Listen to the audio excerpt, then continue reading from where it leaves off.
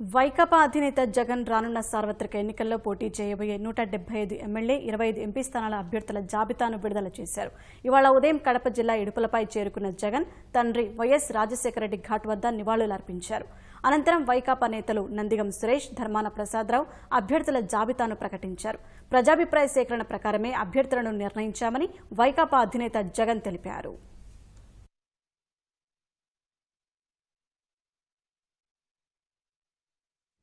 బీసీలకు 41 సీట్లు ఇవ్వడం, చంద్రబాబు నాయుడు గారి మాదిరిగా ఆయన రిలీజ్ చేసిన లిస్టుల్లో దళిత కులస్తులను కూడా బీసీల జాబితాలోనే తాను చేర్చేసుకుని బీసీల జాబితాను పెంచేసినట్టుగా చూపిస్తా ఉన్న చంద్రబాబు నాయుడు గారి మోసానికి ఇక్కడ ఖచ్చితంగా చెప్పవలసిన అవసరం కూడా ఉంది.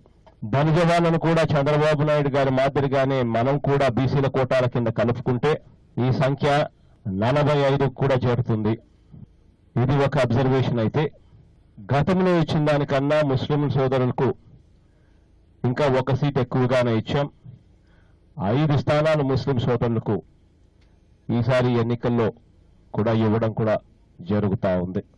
నేషనల్గా కొంతమంది సిట్టింగ్లకు వచ్చిండవు, కొంతమంది సిట్టింగ్ ఎమ్మెల్యేలకు వచ్చిండదు, కొంతమంది సిట్టింగ్ ఎంపీలకు కూడా వచ్చిండదు.